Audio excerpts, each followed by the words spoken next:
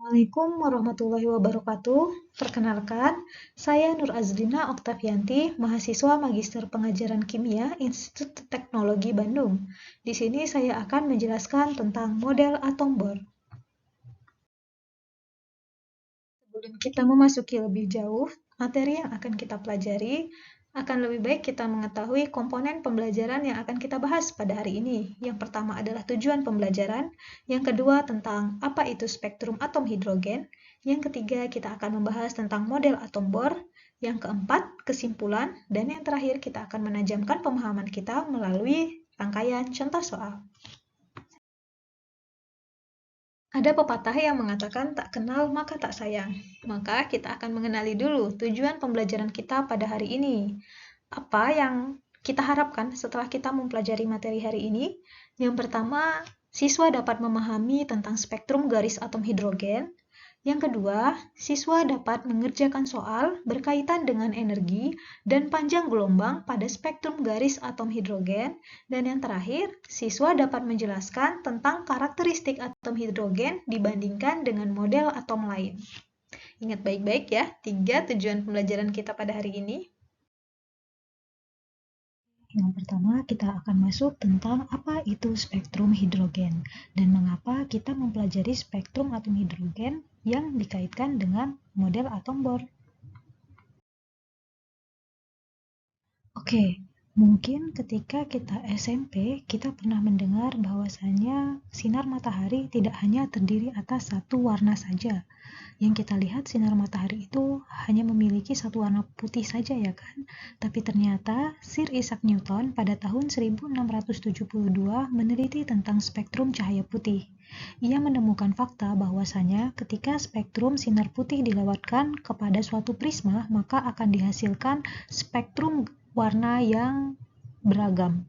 Dan spektrum warna ini disebut spektrum kontinu, yaitu keberadaan semua panjang gelombang cahaya tampak. Artinya, semua warna yang dihasilkan dari satu spektrum warna putih ketika dilewatkan prisma akan menghasilkan banyak komponen warna, yaitu merah, jingga, kuning, hijau, biru, nila, dan ungu dengan panjang gelombangnya masing-masing. Nah, karena sifat manusia itu memiliki rasa ingin tahu yang tinggi, maka pada tahun 1853, Anders Armstrong meneliti fenomena bagaimana jika cahaya putih ini dilewatkan pada tabung gas hidrogen yang dialiri arus listrik. Apakah akan dihasilkan spektrum kontinu sama seperti yang ditemukan oleh Sir Isaac Newton? Ternyata dihasilkan spektrum cahaya yang berbeda dari yang diperoleh oleh Sir Isaac Newton. Armstrong menemukan bahwasanya saat sinar putih dilewatkan oleh tabung yang berisi gas hidrogen, diperoleh spektrum garis yang diperoleh seperti pada slide, yaitu ada 4 garis. Yang pertama garis merah dengan panjang gelombang 656 nanometer, spektrum garis warna biru, spektrum garis warna nila, dan spektrum garis warna ungu. Nah, jadi kita dapat melihat perbedaan ya antara spektrum kontinu dan spektrum garis, di mana pada spektrum garis ini adalah spektrum pancar atom yang terjadi di dalam fase gas, tidak menunjukkan spektrum semua warna, melainkan hanya beberapa warna tertentu saja, dan warna ini unik dihasilkan oleh masing-masing gas. Jadi jika ini adalah warna yang dihasilkan gas hidrogen, maka warna yang dihasilkan gas lain spektrum garisnya itu bisa berbeda. Nah, pada tahun 1885, Johann Balmer menyadari bahwasannya ada satu angka tunggal yang memiliki hubungan dengan setiap garis pada spektrum atom hidrogen di dalam daerah visible. Daerah visible ini adalah daerah sinar tampak, artinya cahaya di daerah sinar visible dapat ditangkap atau dapat tampak di mata kita. Angka tersebut oleh Balmer dilambangkan dengan B atau bilangan Balmer yang besarnya setara dengan 364,5 nanometer. Di sini Balmer membuat rumus. Rumus yang ditemukan Balmer ini merupakan rumus empiris yang diperoleh dari hasil percobaan, di mana untuk menentukan nilai panjang gelombang yang merupakan absorpsi atau emisi yang sulit ditentukan dengan alat spektroskopi yang ada pada zaman itu. Alat spektroskopi ini alat untuk membaca spektrum ya. Nah, Di sini, Balmer menemukan rumus bahwasanya lambda atau panjang gelombang sama dengan B bilangan Balmer dikali n kuadrat per n kuadrat kurang 2 kuadrat. Mengapa di sini Balmer menetapkan angka 2? Karena apabila semua bilangan gelombang itu dibagi bilangan n dikurang 2, maka akan diperoleh angka seperti yang tertera pada spektrum garis atom hidrogen. Balmer menyadari bahwasanya akan ada deret lain yang ditemukan sehingga angka 2 ini bisa diganti dengan angka 1, 3, 4, dan 5. Namun Balmer belum dapat mengemukakan hipotesisnya itu, belum dapat membuktikan kebenaran hipotesisnya itu. Nah, di sini ya, jika nilai n kita ganti sama dengan 3, maka akan diperoleh panjang gelombang 656,1 nanometer, dan ini adalah panjang gelombang yang sesuai dengan spektrum garis warna merah. Jika n kita ganti menjadi 4, maka akan diperoleh panjang gelombang 486 nanometer yang sesuai dengan panjang garis gelombang untuk spektrum warna biru. Begitu seterusnya, jika n diganti 5, maka akan diperoleh panjang gelombang untuk spektrum garis sinar warna nila. Sementara jika n sama dengan 6 akan diperoleh nilai panjang gelombang untuk spektrum garis berwarna ungu. Sehingga di sini Balmer mendapatkan kesimpulan, deret Balmer berisikan transisi elektron dari n sama dengan 3, 4, 5, 6, dan seterusnya ke n sama dengan 2. Jadi n inisialnya berupa n sama dengan 3, 4, 5, 6 berupa bilangan bulat, dan n tujuannya itu sama dengan 2.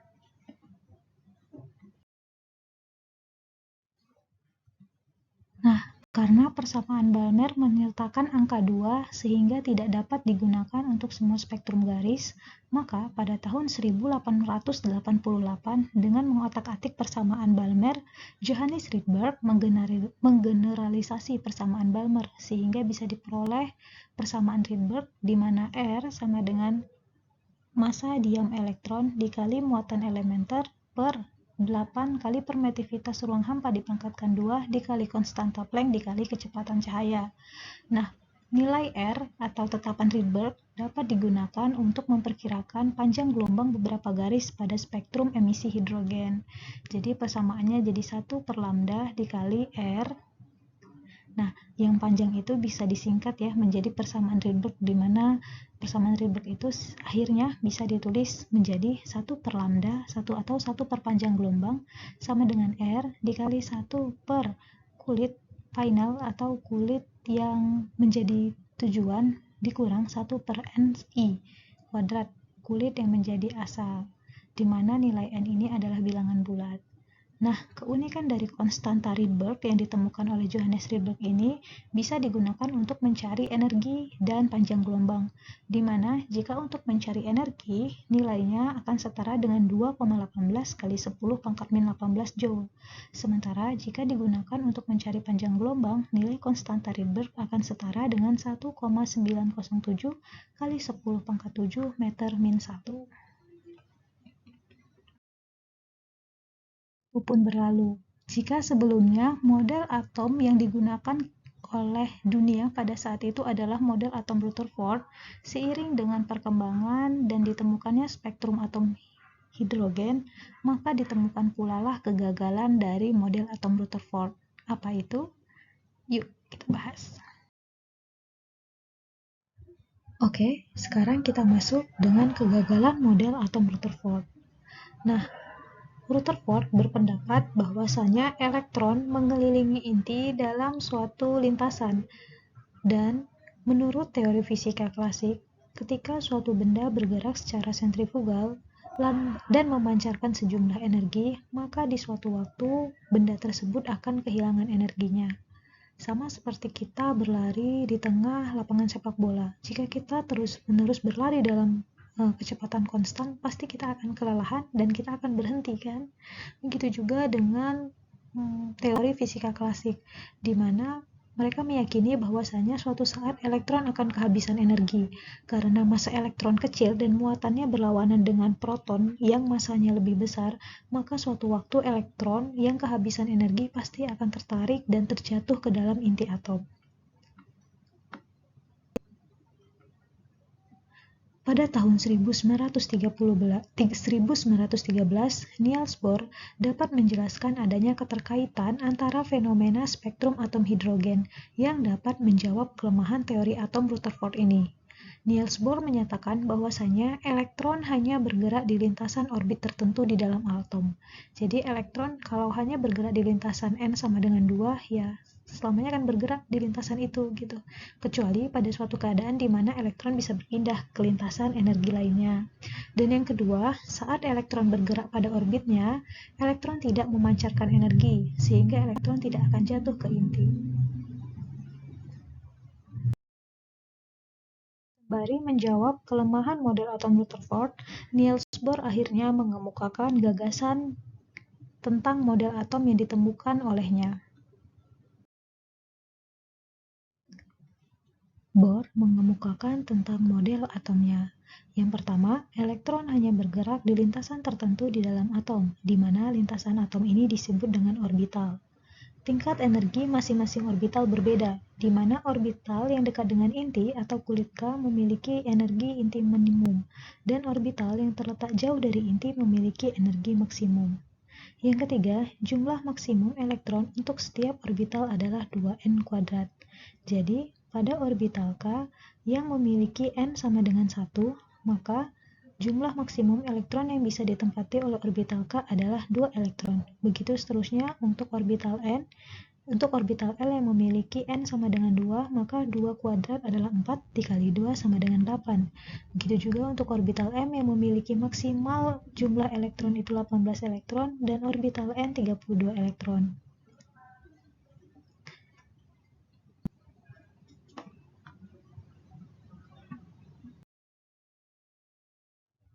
Oke, pendapat keempat terkait model atom Bohr. Yang keempat, apabila suatu atom ditembakkan oleh energi tinggi, elektron akan mengabsorpsi energi tersebut dan elektron akan berpindah ke orbital yang lebih tinggi dan disebut dengan keadaan tereksitasi. Pada video dapat kita lihat ketika elektron yang sebelumnya ada di kulit K ditembakkan energi, maka dia akan bersemangat dan melompat ke tingkat energi berikutnya yaitu kulit L. Nah, ini tertera pada video ya. Dan ketika elektron yang berada di kulit L, dia akan memancarkan sejumlah energi dalam bentuk emisi elektron. Energi yang dipancarkan ini dapat dicari panjang gelombangnya untuk kita lihat apakah sinar yang dihasilkan dapat tampak oleh mata atau tidak, atau frekuensi sinarnya bagaimana. Nah, ini yang bisa dipelajari dari model atom Bohr. Dan pendapat kelima, seperti yang tadi disebutkan tadi, ketika elektron kembali ke keadaan awal atau ground state, elektron akan memancarkan sejumlah energi yang disebut dengan emisi elektron. Dalam membuktikan keterkaitan antara spektrum atom hidrogen dengan model atomnya, Bohr memperhatikan teori-teori pendahulunya. Yang pertama adalah Max Planck pada tahun 1900 yang mengemukakan bahwasanya suatu benda hanya dapat memancarkan atau menyerap energi radiasi dalam paket energi yang disebut kuantum. Yang kedua, Albert Einstein pada tahun 1905 yang mengemukakan bahwasanya sinar memiliki sifat dualisme partikel, yakni sebagai partikel dan sebagai gelombang yang disebut foton. Foton bisa juga disebut sebagai kuantisasi energi yang dimiliki oleh elektron. Besarnya energi yang dimiliki oleh foton dinyatakan sebagai E sama dengan hc per lambda, di mana H adalah konstanta Planck dan C adalah kecepatan cahaya, yang masing-masing besarnya sudah diketahui. Sementara besarnya energi yang dimiliki pada orbital tertentu dapat dicari dengan nilai E sama dengan min R kali 1/n², di mana R adalah tetapan Rydberg. Dan energi yang dihasilkan saat elektron tereksitasi atau berpindah keadaan orbital dapat dicari dengan rumus delta E sama dengan R dikali 1/n inisial atau orbital awal dikurang 1/n final kuadrat ya, orbital yang menjadi tujuan. Pedoman pada spektrum atom sinar hidrogen, deret panjang gelombang yang dihasilkan dari emisi elektron dari kulit tertentu ke keadaan dasar ternyata bukan hanya deret Balmer saja, melainkan ada deret Lyman, deret Paschen, deret Brackett, deret Van, di mana deret Lyman ditemukan pada tahun 1906 dengan N awal itu adalah orbital ke-1 dan energi yang spektrum garis yang dihasilkan itu berada pada sinar UV. Lalu deret Balmer dengan N awal itu sama dengan 2 ditemukan pada tahun 1885 dengan spektrum sinar yang dihasilkan itu berada pada cahaya tampak. Lalu yang ketiga deret Paschen dengan N awal itu berada pada orbital ketiga ditemukan pada 1908 dan spektrum sinar yang dihasilkan berada pada daerah infrared 1. Yang keempat, deret Brackett ditemukan pada tahun 1922 dengan N awal berada pada orbital keempat dan spektrum sinar yang dihasilkan juga berada pada daerah infrared 2 sehingga tidak dapat dilihat oleh mata. Dan yang terbaru adalah ditemukannya deret Van pada tahun 1924 dengan N initial itu berada pada orbital kelima dan spektrum sinar yang dihasilkan juga tidak tampak dilihat oleh mata karena berada pada spektrum infrared 3. Lalu, apa kesimpulan yang kita dapatkan dari materi yang kita peroleh hari ini? Yang pertama, jumlah maksimum elektron untuk setiap orbital pada model atom Bohr adalah 2n². Yang kedua, elektron dapat berpindah dari orbital satu ke orbital lainnya dengan memancarkan atau menyerap sejumlah energi. Yang ketiga, besarnya energi yang dihasilkan saat elektron tereksitasi dapat dinyatakan dengan delta E sama dengan R per 1n initial kuadrat per 1n final kuadrat. Dan yang terakhir, model atom Bohr dapat digunakan untuk menjelaskan fenomena spektrum atom hidrogen. Oke, sekian materi kita pada hari ini. Selanjutnya kita akan masuk ke contoh soal. Kita akan masuk ke contoh soal. Pertama soal 1. Suatu elektron tereksitasi dari keadaan ground state menuju orbital n sama dengan 3. Orbital dasar elektron ini memenuhi aturan deret Balmer. Jika panjang gelombang yang dihasilkan dari emisi energi oleh elektron ini sebesar 656 nanometer, tentukan A. Selisih energi yang dihasilkan dari orbital keadaan eksitasi ke orbital awal atau ground state. Yang B. Energi yang dimiliki foton dari keadaan transisi tersebut. Dan yang C. Apa kesimpulan antara energi yang dimiliki foton dan selisih energi elektron yang tereksitasi? Oke, kita jawab yang A ya. Selisih energi yang dihasilkan dari orbital keadaan eksitasi ke orbital keadaan awal. Dari soal kita ketahui bahwasanya orbital dasar elektron ini memenuhi aturan deret Balmer, sehingga keadaan dasar pada deret Balmer itu adalah N sama dengan 2. Dan N final pada soal ini adalah sama dengan 3. Sehingga berdasarkan rumus pada deret Balmer di mana delta E sama dengan R dikali 1 per 2 kuadrat dikurang 1 per NF kuadrat, kita masukkan nilai R atau tetapan Rydberg untuk mencari energi sebesar 2,18 kali 10 pangkat min 18 Joule sekon dikali 1 per 2 kuadrat dikurang 1 per 3 kuadrat. 3 ini N final tadi ya. Dan diperoleh energi atau selisih energi dari keadaan eksitasi ini sebesar 3,03 kali 10 pangkat min 19 Joule. Yang B, energi yang dimiliki oleh foton. Energi yang dimiliki oleh foton ketika berpindah dari orbital 3 menuju orbital 2 dapat kita cari dengan rumus Hc per lambda, di mana kita masukkan besarnya tetapan Planck sebesar 6,63 kali 10 pangkat min 34 Joule sekon dikali C, kecepatan cahaya sebesar 3 kali 10 pangkat 8 meter per sekon dibagi lambda yang diketahui oleh soal, yaitu sebesar 656 nanometer yang kita ubah terlebih dahulu ke dalam satuan meter, sehingga diperoleh energi yang dimiliki oleh foton adalah 3,03 kali 10 pangkat min 19 Joule. Dari soal A dan B kita peroleh nilai yang sama, artinya ini bisa menjadi kesimpulan ya. Nilai energi yang dimiliki foton yang mengalami transisi orbital sebesar 3,03 kali 10 pangkat min 19 Joule itu sama dengan selisih energi elektron keadaan eksitasi. Jadi, model atom Bohr dapat digunakan untuk menjelaskan fenomena spektrum atom hidrogen.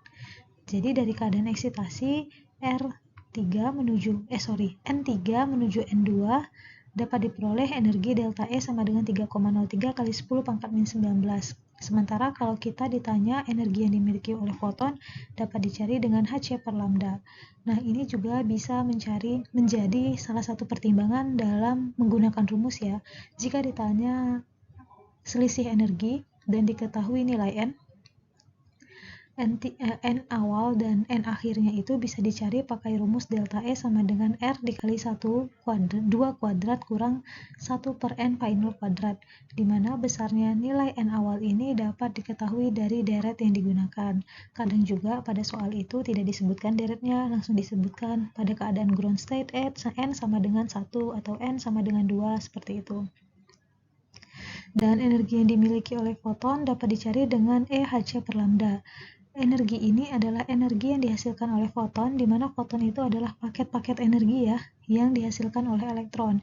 Jadi paket energi yang dihasilkan oleh elektron ketika dia berpindah dari orbital 3 ke orbital 2, balik ke keadaan dasarnya itu sebesar 3,03 kali 10 pangkat min 19 Joule. Kita tahu bahwasanya ketika berpindah dari keadaan eksitasi ke keadaan dasar, elektron itu mengemisikan sejumlah energi.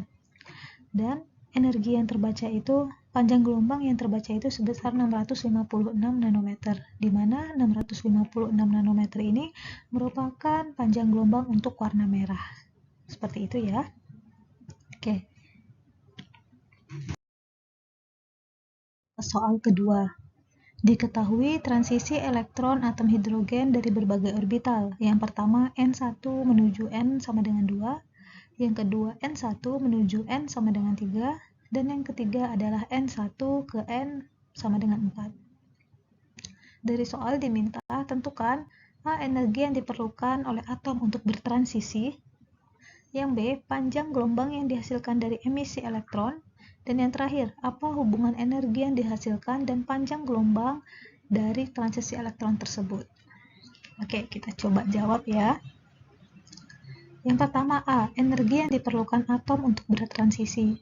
Dikarenakan semua N awal dari soal ini adalah sama-sama dengan 1, dapat kita ketahui bahwasanya N sama dengan 1 ini dapat mengikuti deret Lyman, di mana rumus deret Lyman itu sama dengan delta E sama dengan R dikali 1 per 1 kuadrat kurang 1 per N F kuadrat. Lalu kalian nanya, bagaimana Bu kalau misalnya kita nggak hafal nih semua deret Lyman, bracket, Balmer, seperti itu. Nah, seperti di soal ini kan diketahui ya, 1 itu merupakan N inisial atau N awal dan N2 sama dengan N final. Jadi sebenarnya bisa saja langsung dimasukkan tanpa kalian menghafal deret Lyman, Balmer, Paschen. Yang penting itu rumusnya R sama delta E sama dengan R dikali 1 per N inisial kuadrat dikurang 1 per N final kuadrat. Itu rumus dasarnya ya. Nah, karena N1 menuju N kedua, maka N finalnya sama dengan 2. Kita masukkan saja langsung ke dalam rumus, dan nilai R yang digunakan untuk mencari energi yaitu 2,18 kali 10 pangkat min 18 Joule square. Di mana dari perhitungan dapat kita peroleh energi yang dihasilkan dari elektron yang bertransisi dari orbital 1 ke orbital 2 yaitu sebesar 1,635 kali 10 pangkat min 18 Joule.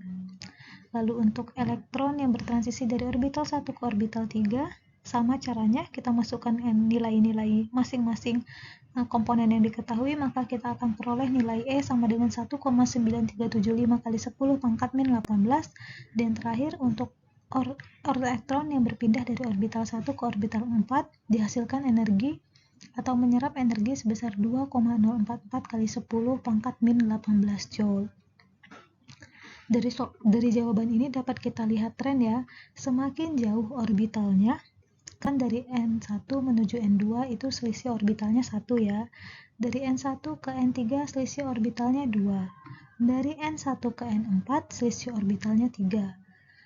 Dari selisih orbital ini, semakin jauh selisih orbital yang dihasilkan oleh suatu elektron ketika dia bertransisi, maka energi yang dihasilkan juga akan semakin besar. Sama kalau kalian main ke rumah teman kalian. Kalau kalian main ke rumah teman kalian deket, jalan kaki aja bisa ya kan? Tapi kalau kalian main ke rumah teman kalian yang jaraknya sampai 10 kilo, mungkin bisa pakai motor. Tapi kalau kalian main ke rumah teman kalian yang jaraknya itu ada di kota sebelah, itu kan perlu pakai mobil ya, atau pakai motor, tapi kan effortnya lebih besar. Sama seperti itu, semakin jauh jarak orbital atau elektron untuk loncat main, itu semakin besar juga energi yang dibutuhkan. Soal yang B, bila panjang gelombang dari emisi elektron, tentukan nilai panjang gelombang yang dihasilkan dari emisi elektron. Kita tahu bahwasanya ketika elektron mengemisikan sejumlah energi, maka energi ini dapat dicari panjang gelombangnya dengan rumus 1 per lambda sama dengan R dikali 1 per 1 kuadrat dikurang 1 per N kuadrat, N final kuadrat. Dimana mengapa angkanya 1 tadi sudah kita jelaskan, karena soal ini mengikuti aturan Dirac-Lehmann ya. Langsung kita masukkan aja angkanya.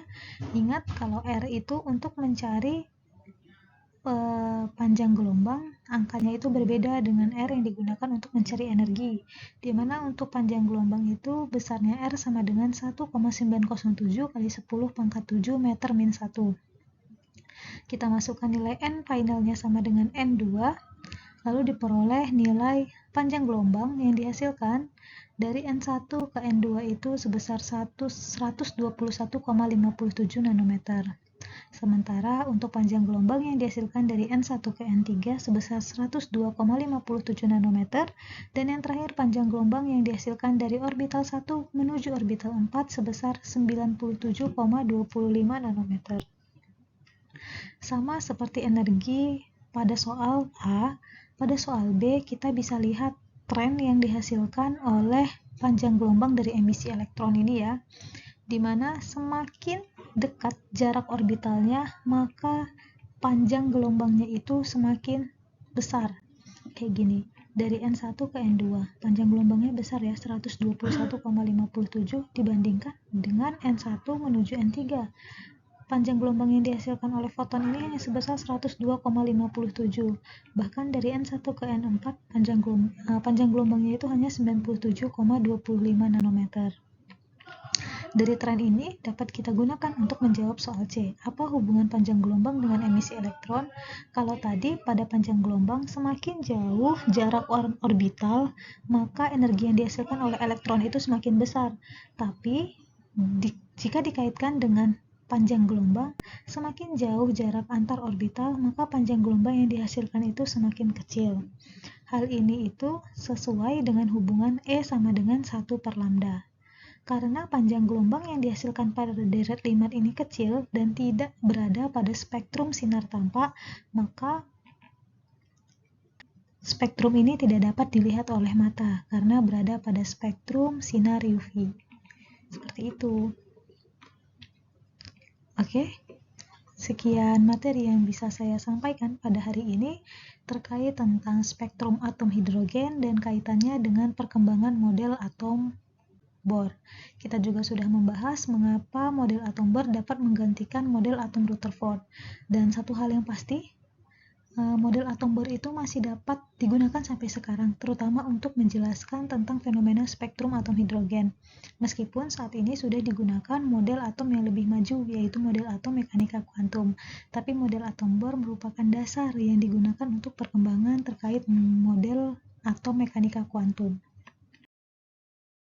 Untuk menutup pertemuan kita pada hari ini, saya akan memberi suatu quote, yaitu everything you do now is for your future. Artinya, apapun yang kamu lakukan sekarang, pada akhirnya itu untuk masa depan kamu. Kalian bersusah payah hari ini untuk belajar, percayalah di masa depan kalian pasti akan menuai hasilnya. Sekian pertemuan pada hari ini. Selamat mempelajari kembali tentang apa yang sudah kita dapatkan hari ini, mulai dari spektrum atom hidrogen, kaitan model spektrum atom hidrogen dengan kegagalan model atom Rutherford, dan sejarah perkembangan model atom Bohr. Sekian, atas perhatiannya saya ucapkan terima kasih. Wassalamualaikum warahmatullahi wabarakatuh.